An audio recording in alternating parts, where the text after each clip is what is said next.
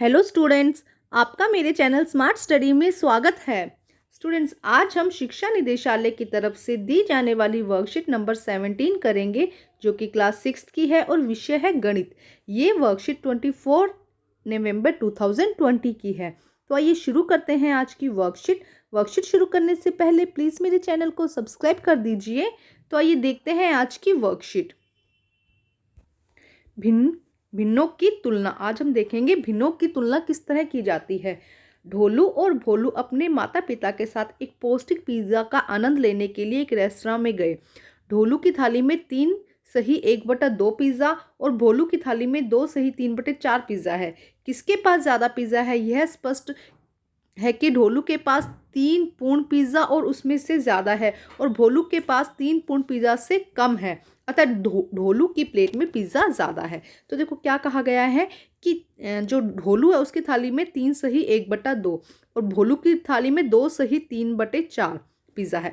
तो मतलब यहाँ पे कह रहे हैं कि जो ढोलू है उसके पास 3 पिज़्ज़ा है और उसके साथ में उसके पास में आधा पिज़्ज़ा 1/2 पिज़्ज़ा और है। लेकिन ढोलू के पास कितने 2 पिज़्ज़ा है और 3/4 भाग है। तो ज़्यादा पिज़्ज़ा किसके पास में हुआ? ढोलू के पास में। आइए आगे देखते हैं। अब आकृति में दर्शाए गए भिन्न 1/2, 1/2, 1/3, 1/4, 1/5 पर विचार करते हैं। देखो यहाँ पे हमें दिया गया है 2 भाग, टोटल भाग कितने हैं? 2, जिसमें से एक भाग शेडेड है। तो क्या हो गया? ये 1/2। यहाँ पे टोटल भाग कितने हैं? 1, 2, 3। टोटल भाग हमेशा हम नीचे लिखते हैं, जितने कुल भाग होते हैं वो हम नीचे लिखते हैं और जितना शेडेड पार्ट है वो हमने ऊपर लिख दिया। तो कितना हो गया? 1/3। यहाँ पे देखो 1, 2, 3, 4, तो ये क्या हो गया? 1/4। 1, 2, 3, 4, 5, तो ये कितना हो गया? 1/5। तो अब देखो 1/2 1/3 से बड़ा है, 1/3 1/4 से बड़ा है, 1/4 1/5 से बड़ा। तो इनमें से सबसे छोटा भाग कौन सा है? देखो सबसे ज़्यादा, ये देखो यहाँ से हमें ये इक्वल दिखाई दे रहे हैं, ठीक है। यहाँ पे सबसे ज़्यादा बड़ा भाग कौन है? जो ये वाला भाग क्या हो जाएगा? सबसे बड़ा हो जाएगा और ये वाला भाग क्या हो जाएगा? सबसे छोटा हो जाएगा। आइए समझते हैं बेटा इसे। समान भिन्नों की तुलना। समान भिन्न, समान हर वाली भिन्न समान भिन्न होती है। देखो क्या कहा गया है, अगर जिनका हर दिया गया है समान, हम हमेशा हर से देखते हैं, जो नीचे दिया जाता है हर, उससे देखते हैं कि भिन्न में बड़ी भिन्न कौन सी है और छोटी भिन्न कौन सी है। जब भी हमें भिन्न का तुल्य निकालना होता है या भिन्न में से देखना होता है कि कौन सी भिन्न बड़ी है कौन सी छोटी है, तो हम हमेशा हर से देखते हैं कि हर दोनों के बराबर होने चाहिए। तो 2 समान भिन्न 3/4 और 3/7 और 5/7 की तुलना करते हैं। तो आकृति से स्पष्ट है। देखो हमने क्या किया, टोटल कॉलम्स कितने बनाए? 7, 1, 2, 3, 4, 5, 6, 7। यहाँ पे भी 1, 2, 3, 4, 5, 6, 7। 3/4 में शेडेड पार्ट कितना हो जाएगा बेटा? 3/4 में शेडेड पार्ट हो गया 3, ठीक है। और 5/7 में कितना शेडेड पार्ट हो जाएगा? 5, ठीक है। तो अब इसको हम किस तरह लिखेंगे? 3/7 और हम लिखेंगे इसको 5/7। तो हमें शेडेड बड़ा पार्ट कौन सा दिखाई दे रहा है? 5/7 हमें दिखाई दे रहा है बड़ा। तो क्या हो जाएगा? 5/7 क्या हो जाएगा? आपका बड़ा नंबर हो जाएगा। क्यों? क्यों क्यों यहाँ पे हर जो है वो दोनों के सेम है। इस बात पर आप गौर करेंगे, ध्यान रखेंगे। यहाँ पे जो हर दिए गए हैं वो दोनों क्या है? सेम है। अब हम आगे देखते हैं असमान भिन्नों की तुलना। अगर भिन्न क्या दिए हो? असमान दिए हो, जैसे कि 2/3 और 3/4। अगर क्या दिए गए हो? जो भिन्न है वो क्या दिए गए हो? असमान दिए गए हो, जैसे कि 2/3 और 3/4 की तुलना करते हैं। तो देखो अगर हम पिक्चर आकृति से देखते हैं तो देखो क्या होगा। हमने एक कॉलम, ये 2 कॉलम बना लिए, सेम है दोनों कॉलम। एक को हमने कितने पार्ट्स में डिवाइड किया? 3 में। देखो 1, 2, 3 और एक को हमने 4 में, 1, 2, 3, 4। अब इसमें हमें कितने पार्ट शेडिट करने हैं? 2 पार्ट। हमने इसके 2 पार्ट्स को शेडिट कर दिया और इसके हमें कितने पार्ट शेडिट करने हैं? 3, 1, 2, 3 हमने शेडिट कर दिया। तो ज्यादा कवर्ड शेडिट वाला पार्ट कौन सा है बेटा? 3/4। ज्यादा कवर्ड वाला भाग कौन सा है? 3/4। तो ये हमने आकृति से पता लगाया। अब हम देखते हैं इसको कैसे सोल्व किया जाता है बेटा। देखो इसको सोल्व करने का बहुत आसान तरीका है कि जैसे कि 2/3 है, तो हम क्या करते हैं, ऐसा नंबर लाते हैं जिससे कि क्या हो, दोनों के हर क्या हो जाए? समान हो जाए। जैसे कि देखो यहाँ पे, तो इस हर को लाने के लिए हम क्या करेंगे? सेम नंबर से दोनों को मल्टीप्लाई करेंगे। जैसे कि देखो 2/3 को पहले हम 2 से मल्टीप्लाई करते हैं, ठीक है। पहला नंबर ये था, तो कितना आया हमारा? 4/6, ठीक है। इसी तरह फिर 2/3 को हम करते हैं 3 से मल्टीप्लाई, ऊपर और नीचे सेम नंबर से मल्टीप्लाई करेंगे। यहाँ पे कितना आ जाएगा हमारा? 6/9। और इसी तरह से हम आगे कंटिन्यू करेंगे। देखो यहाँ पे इन्होंने किया है, जब 2 से मल्टीप्लाई किया 2/4, 4/6 आया। जब 3 से किया 6/9 आया। इसी तरह 4 से किया तो 4/12, 8/12 आया। और 5 से किया तो 10/5 आया। इसी तरह हम 3/4 को भी करेंगे। 3/4 को पहले 2 से गुना किया तब कितना आया? 6 देखो 3/4 को ऊपर और नीचे 2 से गुना किया तो कितना आया? 6/8, ठीक है। इसी तरह जब इसको 3 से गुना किया तो कितना आया? 9/12। और जब इसको 4 से गुना किया तब कितना आया, देखो 3/4 को अगर हम 4 से गुना करते हैं तो कितना आएगा, 12/16। देखो हमारे पास में 12/16 यहाँ पर आया है। ठीक है, अब देखो, अब ऐसा नंबर ढूंढो जिसमें हर समान हो। तो देखो हमारे पास में अगर हम हर की बात करते हैं तो देखो 8/12 और 9/12, इन दोनों का हर क्या है, हमारे पास में समान आया है।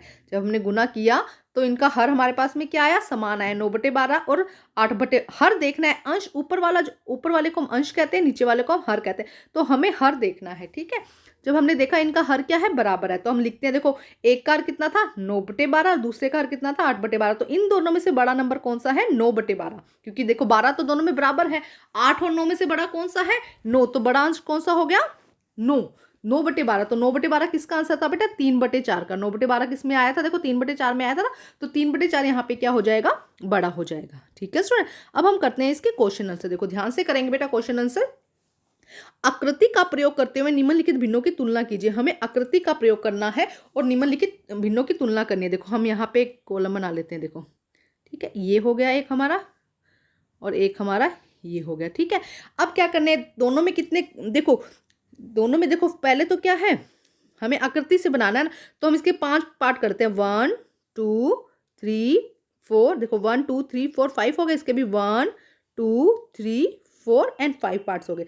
अब हम इसको शेडिड करते हैं। देखो शेडिड करके हमें पता लगाना है कि कौन सा पार्ट ज़्यादा, जैसे कि हमने एक शेडिड किया, ये हमारा है 3/5 और ये हमारा है 1/5। ठीक है, हमने इसको शेडिड किया, फिर हमने इसको शेडिड किया और इसको शेडिड किया।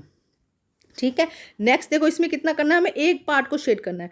तो अब इन दोनों में से बड़ा कौन सा है, तो आंसर क्या आ जाएगा हमारे, 3/5 में से जो 1/5 है वो क्या है, बड़ा नंबर है। ठीक है, यहाँ पे हमारे देखो बेटा दोनों के अंश जो थे वो हर जो थे वो क्या थे, समान थे। तो ये हुआ हमारा फर्स्ट क्वेश्चन का आंसर। आपको इसी तरह से आकृति बना के इसको सॉल्व करना है। अब हम करते हैं क्वेश्चन नंबर 2। बेटा ये क्वेश्चन नंबर फर्स्ट है, आइए अब हम करते हैं क्वेश्चन नंबर 2। क्वेश्चन नंबर 2 में देखो क्या दिया गया है, 5/7 और 3/7 दिया गया है। तो इसी तरह हम कॉलम बना लेते हैं। ठीक है, एक यहाँ पे बनाया और एक हमने यहाँ पे बनाया। ठीक है, अब हमें क्या करना है, 7 भाग में डिवाइड करना है, 1 2 3 4 5 6 7, 1 2 3 4 5 6 7, 1 2 3 4 5 6 7, 7 हो गए। ठीक है, अब हमें शेडिड करना है। तो पहले में कितना करना है, 5 शेडिड करने। देखो 1 किया हमने शेडिड, हम अच्छे से करना, आप मैं तो रफली कर रही हूँ ना, 2 किया, ये हमारा 3, ये हमारा 4 और ये हमारा हो गया 5। ये क्या हो गया हमारा 5 7। अब दूसरे में हमें 3 शेडिड करने, तो 1 2 3। तो बड़ा कौन सा हुआ बेटा, ये वाला हमारा बड़ा हो जाएगा। तो हम लिख देंगे 5/7 बड़ा है 3/7 से। और देखो इन दोनों में भी क्या है, हर क्या है, बराबर है, तो हम 5 बड़ा है या 3, तो हम सीधा भी लिख सकते हैं 5/3। तो इस तरह आकृति बना के आपको ये सोल्व करना है। ठीक है स्टूडेंट, ये हो जाएगा आपका सेकंड क्वेश्चन। अब हम करते हैं नेक्स्ट क्वेश्चन। आइए देखते हैं क्या दिया गया नेक्स्ट क्वेश्चन में। तुल्य भिन्न का प्रयोग करते हुए निम्नलिखित भिन्नों की तुलना कीजिए। जैसे कि हमने यहाँ पे तुल्य भिन्न निकाली है, उसी तरह से इसको सॉल्व करना है। तो 5/6 और 1/4 को सॉल्व करते हैं। आइए बेटा इसको हम सॉल्व करते हैं। तो आइए करते हैं बेटा सॉल्व क्वेश्चन। देखिए 5/6 और 1/4 में हमें क्या करना है, तुल्य भिन्न निकालनी है। तो हम क्या करेंगे बेटा, हम इसको सॉल्व करते हैं। हम सीधा ही 10/12 या 15/18 नहीं लिखेंगे, हम सॉल्व करके लिखते हैं इसको। तो देखिए जब क्या किया जाता है, 5/6 को ऊपर और नीचे 2 से गुना किया जाता है तो कितना आएगा, 10/12। इसी तरह से 1/4 को जब ऊपर और नीचे हमने किससे गुना किया है, 2 से गुना किया है, तो हमारा क्या आया है, 2/8। ठीक है, अब हम नेक्स्ट देखते हैं। हम 5/6 को क्या करते हैं, 3 से गुना करते हैं ऊपर और नीचे। जब हम 5/6 को ऊपर और नीचे 3 से गुना करते हैं तो कितना आएगा, 15/18। इसी तरह से हम 1/4 को बेटा फिर क्या करते हैं, ऊपर और नीचे, दूसरा नंबर हमारे पास में क्या है, 1/4 है ना, दूसरा भिन्न। तो 1/4 को हम ऊपर और नीचे 3 से गुना करते हैं। जब ऊपर और नीचे 3 से गुना किया जाता है तो कितना आएगा, 3/12। तो यहाँ पे बेटा देखो ध्यान देने वाली बात यह है कि यहाँ पे देखो 3/12 और 10/12 अगर हम देखते हैं, चाहे इसको ना भी करें, हम देखते हैं तो इन दोनों में हर क्या आ गया, सेम आ गया। देखो इन दोनों में हर क्या आ गया, सेम आ गया। देखो यहाँ पे भी 12 दिया गया और यहाँ पे भी 12 दिया गया। तो हम ये लिख सकते हैं कि 5/6, यहाँ पे हम इसको लिख सकते हैं कि जो 5/6 है बेटा वो किसके इक्वल हो गया, 5/6 किसके इक्वल हो गया, 10/12 के। ठीक है, और दूसरा नंबर जो दिया गया है हमें 1/4, 1/4 हमारा किसके इक्वल हो गया, 3/12 के। 1/4 हमारा किसके इक्वल हो गया, 3/12 के। तो अब देखो, अब इन दोनों में से जब इनका हर क्या कर दिया, सेम कर दिया, तो क्या हुआ, 10/12 और 3/12, ये हमारे पास में नंबर आ गया। तो जब 10/12 क्या है, 3/12 से बड़ा है, तो इसी तरह क्या हो जाएगा, हम लिख देंगे यहाँ पे कि 5/6 क्या है, ग्रेटर देन है, बड़ा है 1/4 से। ठीक है स्टूडेंट, एक सेकंड कलर चेंज करती हूँ। ये हम लिख देंगे कि 5/6 जो है वो क्या है, बड़ा है 1/4 से, क्योंकि हमने यहाँ पे ये सोल्व करके देखा है, क्योंकि ये दोनों इसके इक्वल है। तो बेटा बड़ा ध्यान से आप इस क्वेश्चन को सोल्व कीजिएगा। ठीक है स्टूडेंट, अब हम करते हैं क्वेश्चन नंबर 2। ये देखिए क्वेश्चन नंबर 2, 2/3 और 3/5 में से हमें बड़ा नंबर देखना है कि इन दोनों की तुलना करनी है। तो आइए करते हैं इसे सोल्व। तो आइए करते हैं, देखो बेटा 2/3 एंड 3/4 में हमें देखना है कि इनमें से बिग नंबर कौन सा है। तो हम फर्स्ट क्या करते हैं, 2/3 को हम 2 ऊपर और नीचे 2 से मल्टीप्लाई करते हैं, तो कितना आएगा 4/6। इसी तरह 3/2 को हम ऊपर और नीचे 2 से मल्टीप्लाई करते हैं, ऊपर और नीचे यहाँ से, तो कितना आएगा 6/10।